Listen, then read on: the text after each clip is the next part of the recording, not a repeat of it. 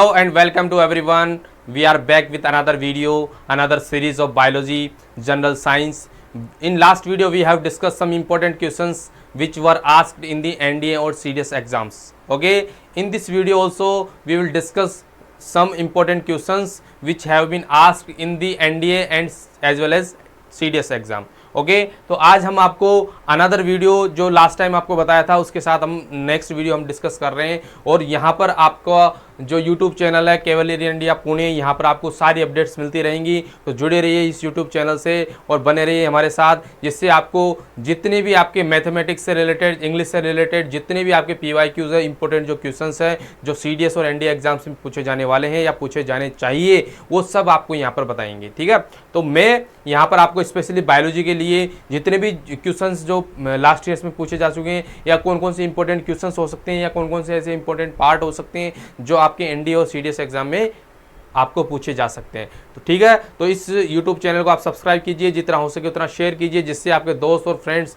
जो भी NDA और CDS की प्रिपरेशन करना चाहता है वो कैवलियर इंडिया पुणे चैनल को सब्सक्राइब करें। और चलते हैं आज के इस वीडियो पर कि आज हमारा पहला क्वेश्चन कौन सा है। ठीक है ना, तो पहला क्वेश्चन आप बिल्कुल ध्यान से देखिएगा। पहला क्वेश्चन है which of the following controls the normal breathing process. ठीक है ना, ऐसा कौन सा ब्रीथिंग या ऐसा कौन सा ग्रुप है जो हमारी नॉर्मल ब्रीथिंग प्रोसेस को कंट्रोल करता है। अब ब्रीथिंग प्रोसेस में क्या होता है, दो प्रोसेस होती है, एक तो होता है इनहेल और एक होता है एक्सेल, मतलब श्वास को अंदर लेना और श्वास को बाहर छोड़ना। इसमें बेटा जो मेन इंपॉर्टेंट जो रोल प्ले होता है वो होता है dorsal respiratory group. Dorsal respiratory group जो होता है उसका जो मेन इंपॉर्टेंट रोल है इसके अंदर वो इसका है बेटा डोर्सल रेस्पिरेटरी ग्रुप। डोर्सल मतलब होता है, डोर्सल का मतलब होता है बैक साइड, मतलब जो हमारे जो ब्रेन है उसके बैक साइड, यहाँ पे मतलब पोन्स एक पार्ट होता है ब्रेन का, तो वहां पर ये क्या होता है डोर्सल रेस्पिरेटरी ग्रुप होता है, वो कंट्रोल करता है वेंट्रल मतलब फ्रंट साइड। ठीक है ना, फ्रंट साइड। तो जो ये कंट्रोल करता है किसी नॉर्मल ब्रीथिंग प्रोसेस जो चल रही है, जब नॉर्मल हम ब्रीथिंग ले रहे हैं ना उसको हम कंट्रोल कर सकते हैं, किसकी वजह से, डोर्सल रेस्पिरेटरी ग्रुप। तो आपको याद रहेगा, very good. Next, which plant hormone is useful in making the RNA and protein. मतलब ऐसा कौन सा प्लांट हार्मोन है जो RNA और प्रोटीन बनाने में हेल्प करता है। तो आपको सबसे मोस्ट इंपॉर्टेंटली ये पता होना चाहिए हमेशा कि सबसे जो इंपॉर्टेंट चीज़ है वो क्या है बेटा, वो ये है कि यहाँ पे आपका जो साइटोकाइनिन्स होता है ना वो बहुत इंपॉर्टेंट है, ये RNA और प्रोटीन बनाने में हेल्प करता है। उसके अलावा ऑक्सिन हुआ, जिब्बेरेलिन हुआ, और ये जो सब हार्मोनी प्लांट हार्मोन्स है, जो जैसे इथाइलिन क्या होता है, किसी भी जो मान लीजिए जो फ्रूट हुआ या जो भी फ्रूट हो या प्लांट पार्ट्स हुए उनको मेच्योर होने में ज़्यादा हेल्प करते हैं। उसके अलावा ऑक्सीजन जो होता है बेटा ग्रोथ के लिए है, हार्मोन मतलब ग्रोथ के लिए हेल्प करता है, लेकिन स्पेशली साइटोकाइनिन सेल डिवीजन में पार्टिसिपेट करता है और यही रेस्पॉन्सिबल होता है किसके लिए, RNA प्रोटीन बनाने के लिए। ठीक है, तो आई होप आपको यहाँ पर तक ये चीज़ समझ में आई होगी। उसके बाद बात करते हैं अपन question number third. Question number third का है, बिल्कुल ध्यान से देखिए। The black opening between the aqueous humour and lens. ये बात हो रही है हमारे आँख के बारे में बात हो रही है। तो इसमें क्या है बेटा, एक्वस ह्यूमर मतलब एक लिक्विड मेटेरियल जो गाढ़ा लिक्विड मेटेरियल है उसकी और उसके बीच में लेंस, उनके बीच में का जो हिस्सा है वो क्या कहलाता है, उसको बोलते हैं बेटा प्यूपिल। क्या बोलते हैं, प्यूपिल। तो आंख में जो होता है एक्वस ह्यूमर उसके बीच में जो ओपनिंग होती है उसको बोलते हैं प्यूपिल। प्यूपिल क्या होती है, हमारे आंख के अंदर जाने वाली जो लाइट है उसकी लिमिट को कंट्रोल करती है। ठीक है ना, जब लाइट ज़्यादा होती है तो प्यूपिल क्या होती है, बिल्कुल छोटी हो जाती है। जब लाइट कम होती है, अंधेरा होता है, तो प्यूपिल बड़ी हो जाती है, क्योंकि हमको दिखाई देने के लिए लाइट की जो मात्रा है, जो लिमिट है, उसको कंट्रोल करने के लिए कौन हेल्पफुल होता है, प्यूपिल होता है। ठीक है ना, नेक्स्ट बात करते हैं बेटा, the cells which act as the parasitic in the body. Parasites मतलब किसी दूसरे को खाना, किसी दूसरे के ऊपर न्यूट्रिशन करना। ऐसा पैरासाइट्स किस तरह कौन इस्तेमाल होता है, तो सबसे पहले पता है बेटा स्वान सेल्स हो गई, हेपेटाइटिस सेल हो गई, लेकिन आप जो करेक्ट जो आंसर है वो है कैंसर सेल्स। क्या बेटा, कैंसर सेल्स जो होती हैं वो एक तरह की क्या होती है, पैरासाइट सेल्स होती हैं। ये क्या सेल्स होती है, दूसरे सेल्स को भी अपना शिकार बना लेती है, मतलब उनके ऊपर अटैक करके और उनको अपना शिकार बना लेती है, मतलब उनको भी कैंसर सेल्स में कन्वर्ट कर देती है, फिर उनके जो प्रोटोप्लाज्म होता है उसको खा जाती हैं और उनके ऊपर एज ए न्यूट्रिशन इस्तेमाल किया जाता है। इस वजह से क्या है, कैंसर सेल्स दूसरी सेल्स पे क्या होती है, एज ए पैरासाइट्स इस्तेमाल होती है। ठीक है ना, तो आई होप यहाँ तक आपको समझ में आया होगा। अगर कोई क्वेश्चन आपको लगता है कि ये मुझे समझ में नहीं आ रहा तो प्लीज़ आप कमेंट सेक्शन में लिखिए और कमेंट सेक्शन में आपका रिप्लाई जरूर दिया जाएगा। और कोई क्वेश्चन अगर आपकी तरफ से मेंशन करना चाहते हो आप, जैसे कि जो जनरल साइंस का क्वेश्चन है या जो बायोलॉजी से रिलेटेड है, आप प्लीज़ कमेंट सेक्शन में लिखिए, आपको जरूर उसका रिप्लाई मिलेगा, ठीक है ना। नेक्स्ट क्वेश्चन है हमारे पास द क्वेश्चन नंबर 5। ध्यान से देखिए, ध्यान से पढ़िए, अच्छे से समझिए क्वेश्चंस को। एग्जाम्स में क्या होता है कि हम एक चीज़ की गलती करते हैं। हम क्या गलती करते हैं कि क्वेश्चंस को हम पढ़ते नहीं है और क्वेश्चंस को जल्दबाजी में हम उस क्वेश्चंस को क्या आता है मिस्टेक कर देते, हालांकि हमको आ रहा होता है, लेकिन क्या होता है कि उस क्वेश्चंस को आती हुई भी हम गलत कर देते। क्यों गलत कर देते हैं? क्योंकि हमको लगता है जैसे कि हमने उसको पढ़ रखा है, लेकिन वो मीनिंग कुछ और होता है। इस वजह से क्वेश्चंस को ध्यान से पढ़ने का। तो क्वेश्चन नंबर 5 क्या है? The part of the stem where a leaf arise, जहां पर जो लीफ होती है ना बेटा, जैसे मतलब पार्ट है ये स्टेम का और यहां से एक लीफ ग्रो हो रही है, तो इस पार्ट को क्या बोलते हैं? ये जो पार्ट होता है बेटा ये होता है नोड। इसको क्या बोलते हैं? नोड, ठीक है ना। तो ये नोड है ना, वो इसका करेक्ट आंसर है। उसके अलावा एक बड भी होता है। बड से क्या होता है? लीफ, स्टेम, ब्रांचेस ये वगैरह निकलती है, ठीक है ना, ब्रांचेस। तो बड जो होती है वो लीफ फॉर्मेशन के लिए, लेकिन स्टेम पे अगर पर्टिकुलर निकले तो वह नोड से क्या निकलेगी बेटा? क्या निकलेगी? वहां से, वहीं पर आपको लीफ अराइज, लीफ जहां से पैदा होती है उसको नोड बोलते हैं, ठीक है। क्वेश्चन नंबर 6, ध्यान से देखिएगा। Question number 6, which vitamin is prepared by our own body presence of the sunlight. अब आपको पता है सीधा सीधा आंसर है इसका, सनलाइट में हमको हमेशा विटामिन डी मिलती है। हमको क्या मिलती है? तो यहाँ पे option C is correct, vitamin D. Vitamin D हमको यहाँ पर क्या कहाँ से मिलती है बेटा? यहाँ से हमको मिलती है सनलाइट से। सनलाइट से विटामिन डी प्राप्त होती है, तो इसमें कोई कंफ्यूजन नहीं होना चाहिए आपको, ठीक है ना। नेक्स्ट क्वेश्चन की बात करते हैं। नेक्स्ट क्वेश्चन कौन सा है? ध्यान से देखिए। हमारा जो नेक्स्ट क्वेश्चन है बेटा वो है, हमारा नेक्स्ट क्वेश्चन यहां पर है, identify the largest muscle in the human body. Very important question, ठीक है ना, इंपॉर्टेंट क्वेश्चन है बेटा ये, इस बार भी पूछा जा सकता है, repeat can be repeat also, ठीक है ना। हाँ, तो इसमें बोलिए लार्जेस्ट मसल्स कौन सी है? अब लार्जेस्ट मसल्स जो होते हैं बेटा वो लार्जेस्ट बोन्स के पास मिल सकती है, तो फीमर के आसपास या फिर हमारे, तो सबसे बड़ी जो मसल्स होती है बेटा वो होती है बेटा ग्लूटेस मैक्सिमस। क्या होता है बेटा? ग्लूटस मैक्सिमस होती है, ये सबसे बड़ी मसल्स है, ठीक है ना, सबसे बड़ी मसल्स है ये।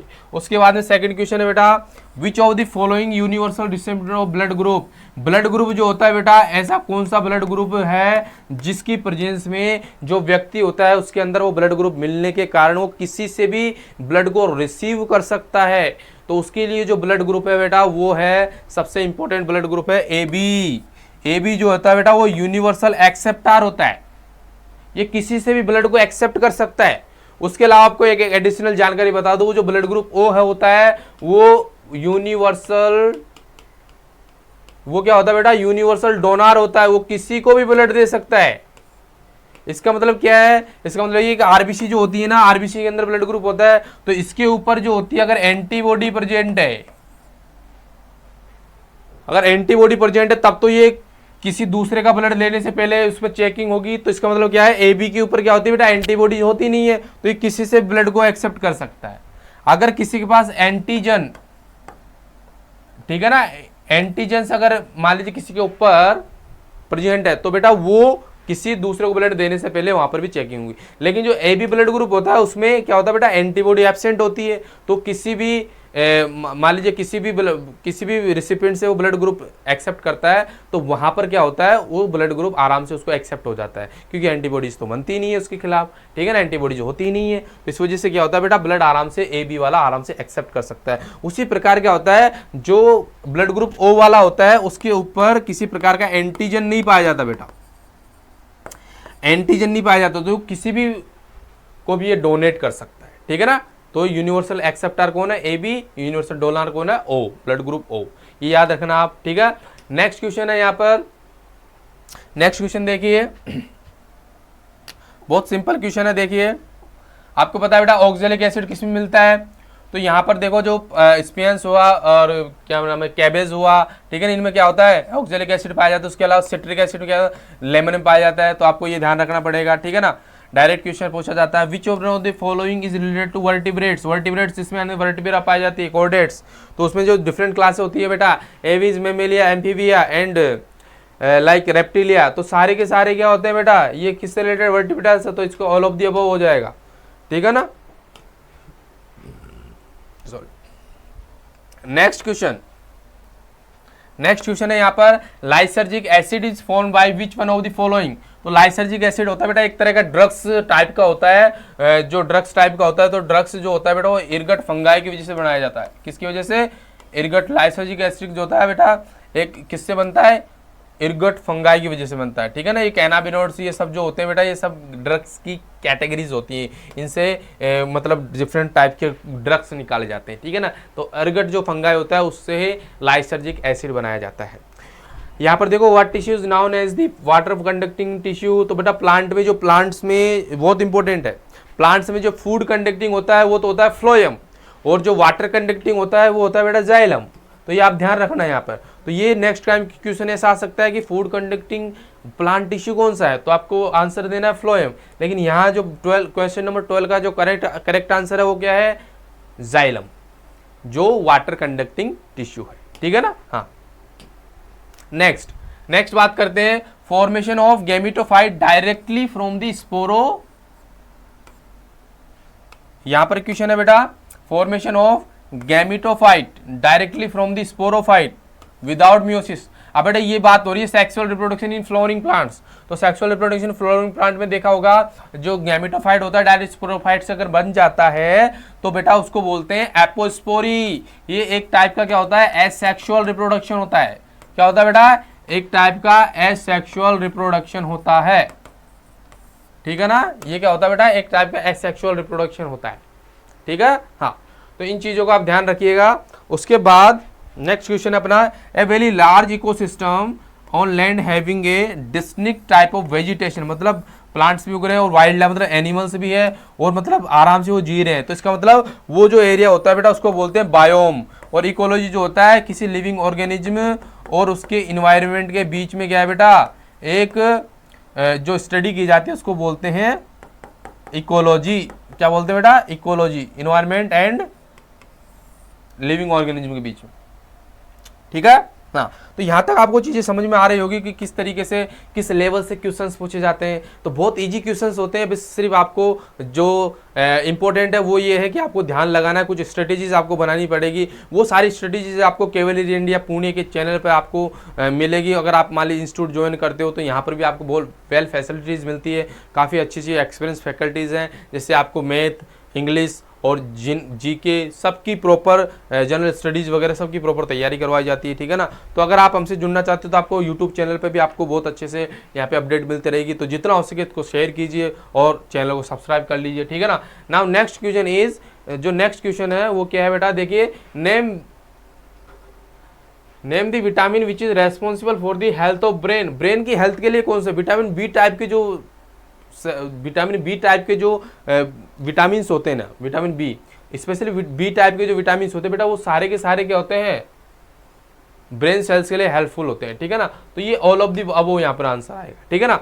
उसके बाद में यहाँ पर दे रखा है बेटा, the partnership between the nitrogen fixing bacteria and the leguminous plant जो होते हैं उनके बीच में, मतलब एक लेग्यूमिनेसिव जो प्लांट्स होते हैं लेग्यूमिनेसिस फैमिली के, उनके बीच में वो नाइट्रोजन फिक्सिंग बैक्टीरिया जो होते हैं उनके बीच में जो संबंध होता है, जिस वजह से वो नाइट्रोजन जो फिक्सिंग बैक्टीरिया जो होता है उनके रूट्स में चला जाता है और वहाँ जाकर वो अपने आप को आराम से, उसके पास हैबिटेट मिलता है, वो आराम से रहता है, जिससे क्या है दोनों को फायदा होता है। वो उसको नाइट्रोजन प्रोडक्ट्स देता है, वो उसको इस मतलब एक तरह से हैबिटेट प्रोवाइड करता है, तो न्यूट्रिएंट्स प्रोवाइड करता है, जिससे क्या होता है कि दोनों को फायदा होता है। इसको बोलते हैं बेटा म्यूचुअलिज्म, मतलब दोनों को फायदा है लेकिन नुकसान किसी को भी नहीं है, ठीक है ना। तो इसको बोलते हैं बेटा म्यूचुअलिज्म। क्वेश्चन नंबर 16 का आंसर है ए।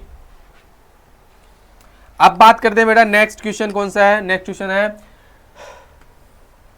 नेम द थिनेस्ट बोन, सबसे छोटी पतली बोन कौन सी है। तो बेटा सबसे इंपॉर्टेंट है, अगर थिनेस्ट बोन की बात की जाए, सबसे छोटी बोन की बात की जाए, तो बॉडी में प्रेजेंट होती है सबसे छोटी बोन होती है बेटा मेलियस, इंकस एंड स्टेपीज। जो तीनों कान की हड्डियां जो होती है वो छोटी होती है, उनके पास में जो होती है बेटा थिनेस्ट पतली बोन जो होती है बेटा उसको बोलते हैं स्टेपीज। क्या होता है बेटा, स्टेपीज। स्टेपिस जो होती है ये तीनों कान की हड्डियां हैं, इनमें से सबसे पतली कौन सी है? स्टेपिस। ठीक है ना। हाँ, उसके बाद नेक्स्ट क्वेश्चन है विच gland shape a significant relationship between the nerve systems and endocrine framework by the pituitary gland. जो ब्रेन में बेटा पिट्यूटरी ग्लैंड होती है ना, उसके फंक्शन को कौन कंट्रोल करता है, कौन मैनेज करता है? तो बेटा उसके ऊपर जो होता है बेटा वो होता है हाइपोथैलेमस, सॉरी पिट्यूटरी ग्लैंड जो होती है, और वो जो होता है इनके जो फंक्शंस को कौन रिलेट करता है वो होता है हाइपोथैलेमस। हाइपोथैलेमस जो होता है यहाँ पर वो क्या करता है, जो पिट्यूटरी ग्लैंड होती है उसके सिग्निफिकेंट रिलेशनशिप को बनाए रखता है। ठीक है ना, उनमें मैनेज करता है। और आपको बता दें बेटा बॉडी टेम्परेचर को मैनेज करने के लिए हमारे ब्रेन में एक जगह होती है जिसको बोलते हैं हाइपोथैलेमस। ठीक है, तो यहाँ तक आपको समझ में आया। चलिए बढ़ते हैं नेक्स्ट क्वेश्चन पर। नेक्स्ट क्वेश्चन है हमारा वो ये है बेटा विच विटामिन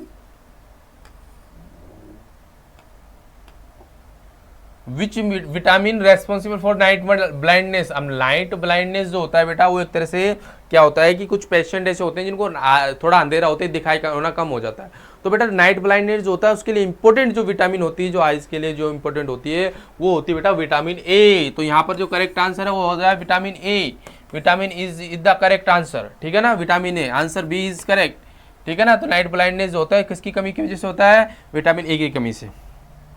उसके बाद में विच of the following responsible for blue baby syndrome. Blue baby syndrome जो होता है वो किसकी वजह से होता है? ये पर्टिकुलर आपको किसी प्रकार का मिनरल्स का बारे में पता होना चाहिए। तो यहाँ पर आपको ध्यान रखना बेटा ब्लू बेबी सिंड्रोम जो होता है स्पेशली किसकी वजह से होता है? नाइट्रेट की वजह से होता है। किसकी वजह से होता है बेटा? नाइट्रेट की वजह से ब्लू बेबी सिंड्रोम होता है। ठीक है, हाँ चलो यहाँ तक समझ में आया आपको। उसके बाद में लास्ट क्वेश्चन, और जो कि बहुत इंपॉर्टेंट है, काफी बार पूछा जा चुका है। ठीक है, तो यहाँ पर लास्ट क्वेश्चन है how many number of chromosomes are present in the human beings.